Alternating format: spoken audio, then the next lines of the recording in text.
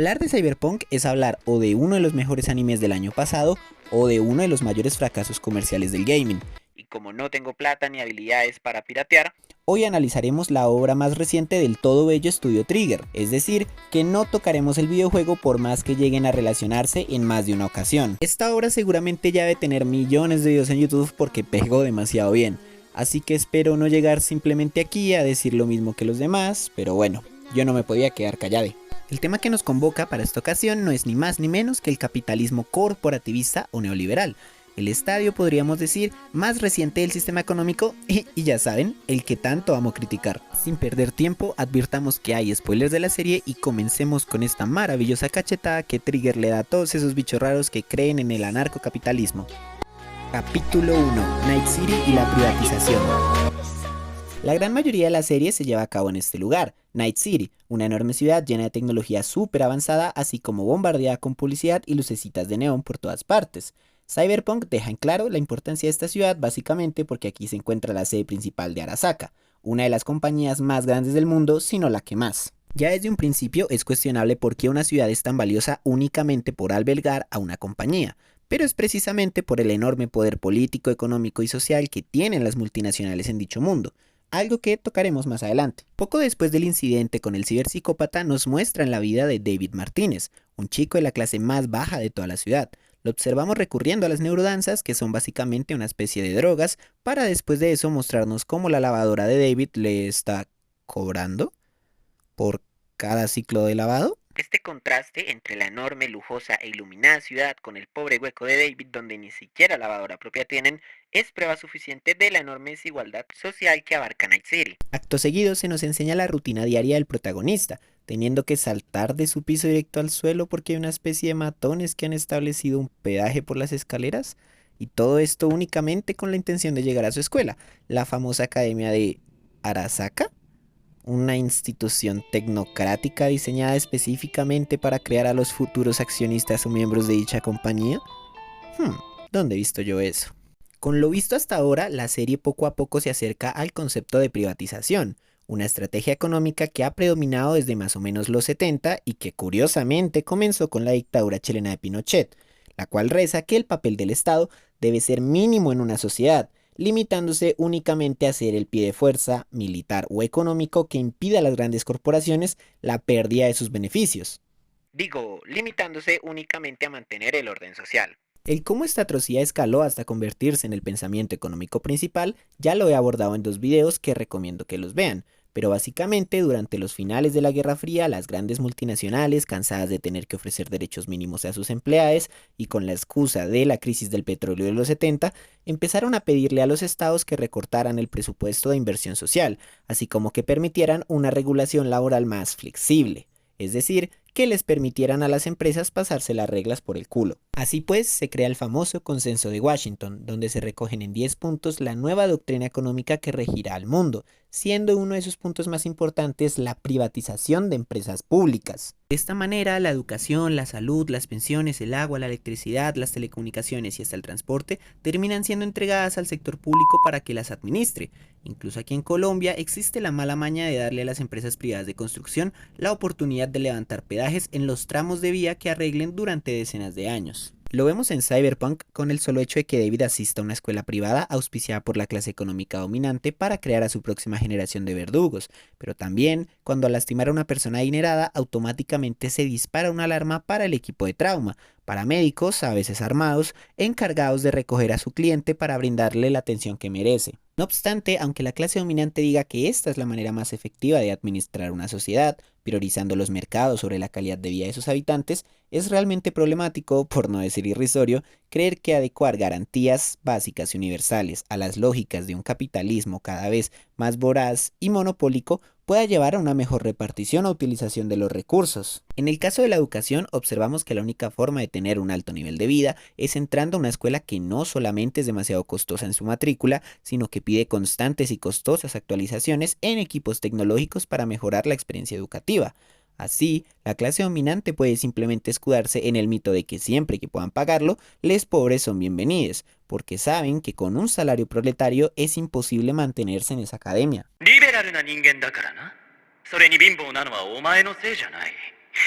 校則にも貧乏人は来るなとは書かれていない。学費さえ払えばな。Y antes de seguir, es curioso cómo el dinero que genera Arasaka está bien visto a pesar de tener relaciones con el bajo mundo, así como organizar guerras contra otras corporaciones o bastantes vulneraciones a los derechos humanos, pero está mal visto que la madre de David robe equipamiento de muertos para revenderlos a cyberpunks y costear la educación de su hijo. El caso de la salud también es sumamente preocupante, pues para empezar nos dan a entender que casi nadie en la ciudad cuenta con un seguro social, lo cual demuestra que la mayoría de gente o no tiene un trabajo o tiene condiciones laborales precarias que les niegan los derechos que con tanta sangre las generaciones obreras pasadas consiguieron. En segundo lugar, el equipo de emergencia se pasa el juramento hipocrático por el culo, pues solo les interesa rescatar a quienes les paguen, dejando a su suerte a cualquier otra persona herida o enferma de gravedad, como vimos en el accidente de la madre de David. No solo eso, sino que además, al no tener seguro, tienen que costearse por sí mismos su salud, algo que anteriormente era obligación de la empresa en la que trabajaban o en dado caso del Estado.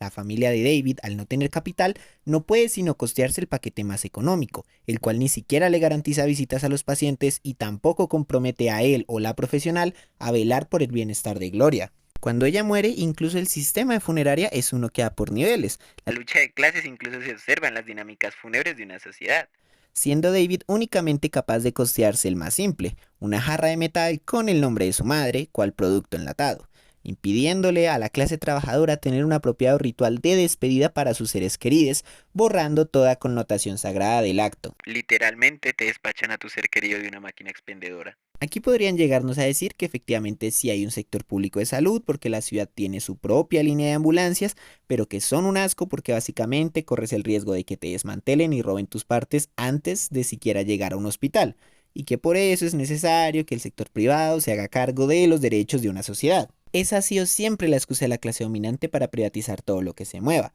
pues alegan que lo público se encuentra en deterioro, genera pérdidas para el Estado o sencillamente no satisface adecuadamente la demanda, pero siempre ignoran el hecho de que la precarización de lo público se debe a todo un complot orquestado por el propio sector privado. Tomemos el ejemplo de la educación aquí en Colombia. La educación superior pública se encuentra tremendamente desfinanciada. Nuestros edificios se caen o se inundan, cada vez hay menos presupuesto para tener tecnología de punta o incluso salidas de campo. Hay grandes casos de corrupción, llegando al punto de tener infiltraciones paramilitares para desviar los recursos de las universidades a grupos armados, ya que en muchas regiones estas manejan más plata que la propia ciudad en la que se encuentran. No obstante, se ignora por un lado que desde la década de los 90, cuando el país se abría económicamente al neoliberalismo, salió una ley que congelaba el presupuesto de la educación pública, únicamente aumentándole la inflación. Por otro lado, el país se ha llenado de programas de becas, como las odio, para hacernos creer que la educación superior no es un derecho, sino un privilegio,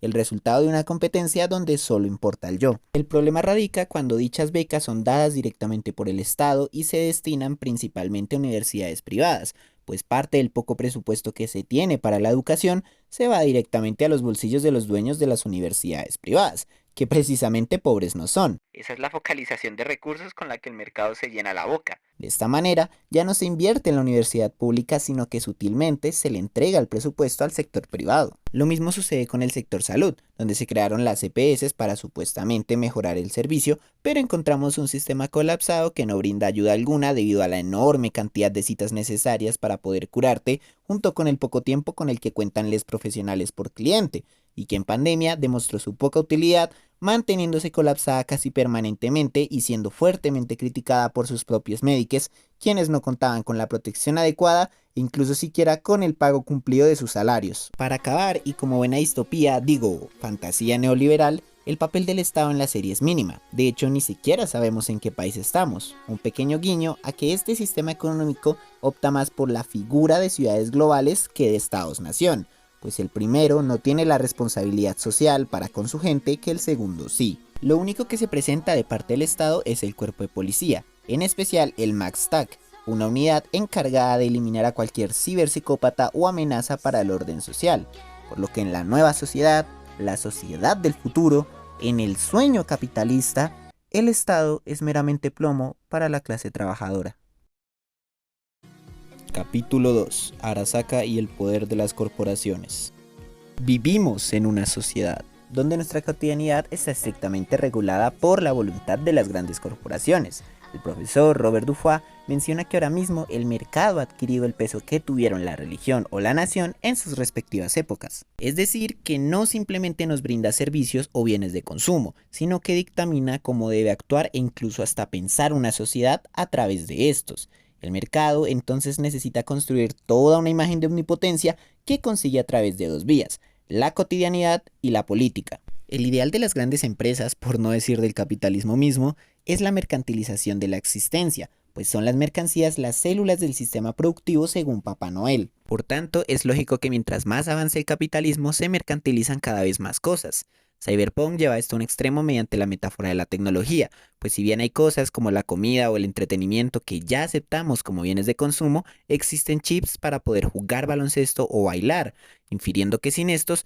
no podrías hacer siquiera lo mínimo. Y lo peor es que mientras más costosos son mejores, significando todo un círculo vicioso en donde sin dinero no podrás destacar en espacios como el arte o el deporte. El mercado es tan grande que poco a poco nos priva de la posibilidad de aprender, de explorar el mundo y desarrollarnos como individuos. No es que únicamente privatice los servicios básicos como la salud o la educación, sino que cada vez más nos privatiza a nosotros mismos, nos obliga a depender de las grandes empresas cada vez más. Lastimosamente, por más que la tecnología avance y permita mejoras al cuerpo humano, la clase proletaria permanece constantemente exhausta por tanta carga laboral como en el caso de Gloria, demostrando que las maravillas de la ciencia y la tecnología solo son accesibles para la clase dominante. Pero esta vía de control no es posible sino con la segunda, la vía política. Para Joel Bachan, profesor de Derecho en Gringolandia, una de las cosas más preocupantes de las corporaciones es la capacidad que tienen para deshacerse de todo lo que se interponga en su camino, ya sean personas o incluso leyes. Resulta muy curioso que la preocupación por Occidente del poder de las grandes compañías surja hasta el neoliberalismo,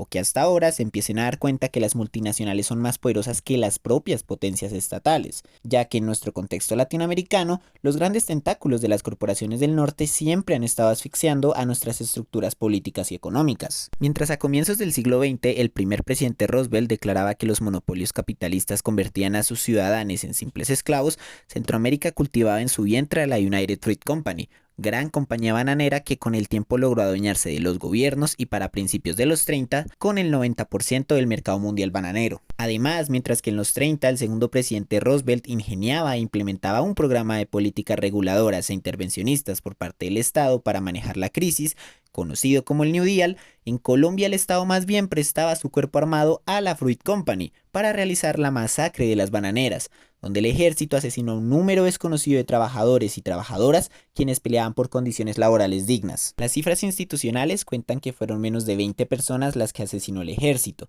Gabo, en su clásico 100 años de soledad, menciona que fueron más de 3000. Gaitán, tras recolectar algunos testimonios de la zona bananera, menciona que fueron miles. En cualquier caso, que el ejército de un estado se preste para defender los intereses privados de una sola corporación ya nos da a entender lo jodida que es la situación. De hecho, en épocas recientes, bajo el nombre de Chiquita Brands, la United ha sido acusada en el 2008 por el Tribunal Permanente de los Pueblos de haberle otorgado armamento a grupos paramilitares y desde 2018 la Fiscalía les lleva un proceso judicial por financiar paramilitares entre 1997 y 2004. Para Bachan, este gran poder económico con el que cuentan las corporaciones les permite financiar y asegurar políticas totalitarias o que rozan con el fascismo y la esclavitud. Cuando no hay quien les ponga freno a las grandes empresas, estas fácilmente pueden recurrir a la violencia física para deshacerse de sus problemas. En Cyberpunk lo observamos con la mera existencia de los fixers, carroñeros del bajo mundo que son contratados por grandes corporaciones para atrapar, torturar o asesinar a gente en específico. Pero peor aún, lo observamos cuando la serie nos cuenta la existencia de no una, ni dos, sino 4 guerras corporativas. De igual manera, Pablo González, sociólogo mexicano y defensor de los pueblos indígenas de América Latina, menciona cómo la tecnología se ha mezclado con las lógicas colonialistas para dar paso a un sistema global de explotación, donde fácilmente las grandes empresas se denominan multinacionales, pues logran operar al mismo tiempo en varios países, generalmente buscando aquellos con gobiernos autoritarios y leyes laborales sumamente precarias. Muy similar al pasado de Lucy, donde los tentáculos de Arasaka llegan fuera de Night City, incluso hasta otros países, donde cómodamente pueden mantener a varias niñas encerradas para experimentar con ellas y posteriormente tenerles trabajando las 24 horas sin pago remunerado alguno y asesinándoles si llegasen a intentar escapar. Algo que suena sumamente distópico hasta que te enteras que la Organización Internacional del Trabajo tiene un informe que declara que más de 160 millones de niñas, el 10% de la población total, están en condición de trabajo infantil, y otro informe que afirma que casi 50 millones de personas viven en condiciones de esclavitud modernas, la mayoría a manos del sector privado. O que empresas como Nestlé se opongan públicamente a aprobar leyes anti-esclavitud en países como Australia con la excusa de que implicaría añadir costes y tiempos al proceso de producción. No obstante, a este punto ya ni siquiera Occidente se salva, pues tras décadas de recortes presupuestales y políticas destinadas específicamente a producir abandono estatal, es normal que dentro de dichos países se generen políticas de colonialismo interno. Tema que explicaré en otro video algún día. Básicamente, periferias dentro de los estados-nación o las propias ciudades, donde a través de dinámicas extractivistas y explotadoras, las multinacionales pueden pasarse el poder judicial por el culo. Es algo que podemos observar en la poderosa obra de periodismo gráfico Días de Destrucción, Días de Revueltas, escrita por David Chris y dibujada por Joe Sacco. Y no saben lo mucho que me encanta el trabajo de periodismo gráfico de Sacco. En uno de sus capítulos, Chris y Joe nos cuentan todo lo que conlleva un enorme campo de tomates en Florida, donde población migrante es subcontratada para trabajar, teniendo que vivir en trailers con condiciones inhumanas, obligadas a trabajar hasta con 8 meses de embarazo para poder comer y siendo frecuentemente golpeadas o amenazadas si no recogían rápido los tomates o querían renunciar. El país supuestamente que predicaba la libertad, que se llenaba la boca con haber abolido la esclavitud cuando Haití ya lo había hecho primero, y que amenazó con estallar nuclearmente al mundo si no lo dejaban expandir sus mercados, es el que hace una década tenía en su interior a la zona cero de la esclavitud contemporánea en América. Algo que efectivamente poco y nada ha cambiado, ya que el mismo relato nos cuenta cómo detrás de dichos campos, porque a nivel mundial hay varios, se encuentran grandes marcas como las 2 hamburgueserías más conocidas del mundo o la multinacional conocida por arruinar a los pequeños comerciantes por donde sea que pase. Este mismo sistema permite que la clase dominante se salga con la suya, porque al funcionar a base de subcontratación, es decir, cuando una empresa contrata a otra para realizar un trabajo, pueden obtener los beneficios de la esclavitud moderna sin ser legalmente responsables directos,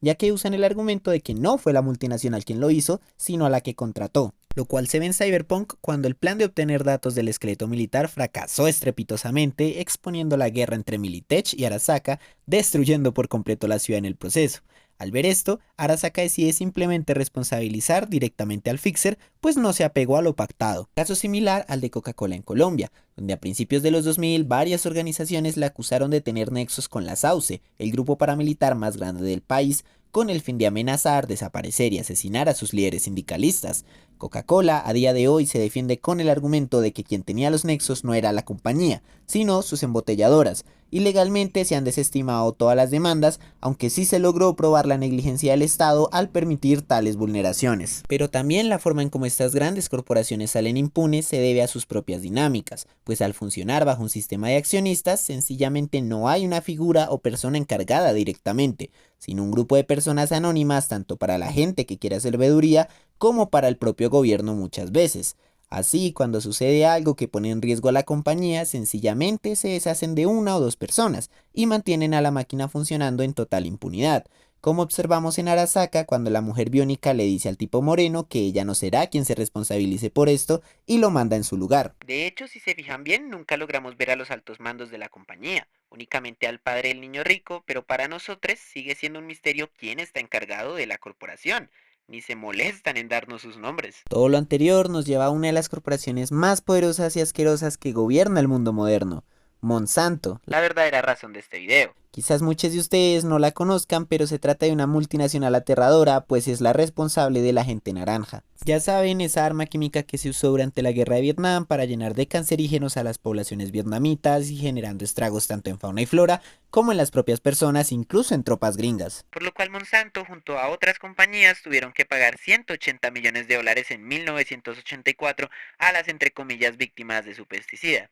Y por víctimas nos referimos únicamente a las estadounidenses. Dicho gas en un futuro evolucionaría y se convertiría en lo que conocemos como glifosato, esa cosa horrible que usa el ejército para supuestamente acabar con los cultivos de coca, arruinando la salud y la economía de las pequeñas familias campesinas que al fin y al cabo son víctimas del conflicto armado, pues no se les hace la debida sustitución de cultivos que por ley les corresponde. Glifosato es lo que hay, glifosato es lo que viene. Miguel Polo Polo a la Cámara de Representantes. No obstante, no es ese el factor principal que hace que Monsanto sea un imperio tan poderoso como la propia Arasaka, sino toda una estrategia que lleva montando desde hace décadas atrás y que lamentablemente ha dado enormes frutos y ganancias para la corporación, lo que se traduce en miseria y explotación para los demás. Monsanto lleva años presionando en distintos países para que se cambie la forma en cómo entendemos las semillas, pasando de un bien natural, es decir, dado por la naturaleza y en últimas público, a un bien comercial, una mercancía sujeta a las lógicas de propiedad intelectual. En ese sentido, ha logrado tener la patente de varias semillas como la soya y el arroz, lo cual en palabras del profesor argentino Carlos Vicente significa que, y abrimos comillas, quien posee el derecho de propiedad intelectual se hace dueño de la semilla. El campesino o productor puede comprar una semilla a una de estas personas o empresas que detentan la propiedad intelectual,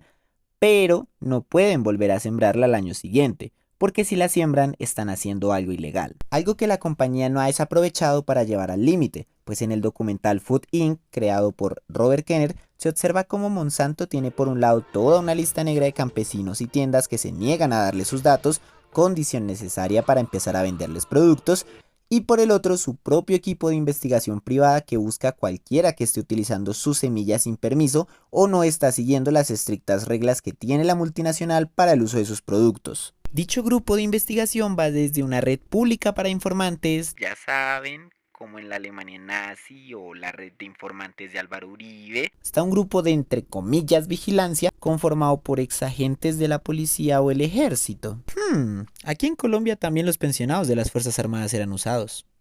para hacer paracos. Llegaron a mi casa 2 hombres hacia las 7 o 7:30 de la noche y me entregaron una tarjeta negra. No me dijeron que eran de Monsanto. Debían ser exsoldados del ejército o expolicías. Eran grandes e intimidaban. Y si ya es turbio que hayan matones que presionan en las sombras a quienes no se alinean a los intereses de las multinacionales, es realmente aterrador saber que Monsanto adquirió en 2013 al grupo de mercenarios más grande del mundo, Blackwater, compañía llena de exagentes de la CIA y militares encargados de ejercer actos de terrorismo de Estado y que incluso son famosos por haber cometido masacres y demás crímenes de lesa humanidad en Irak contra civiles. Como Adam Smasher, que es el mayor mercenario del mundo y está bajo las órdenes directas de Arasaka. En ese sentido encontramos una corporación que tiene la propiedad de las semillas que consumimos, su propio ejército privado e incluso, como nos muestra Food Inc., varios de sus ex integrantes en altos cargos públicos estadounidenses como jueces o la Agencia de Protección Medioambiental, junto con un vasto catálogo de senadores y congresistas. Así es como logra, por ejemplo, fomentar en Colombia políticas de exterminación de cultivos con glifosato, mientras vende en el mercado las únicas semillas que se resisten a dicho químico. Es un negocio redondo. Para colmo, cuando no recurre a la intimidación armada, recurre a la asfixia judicial,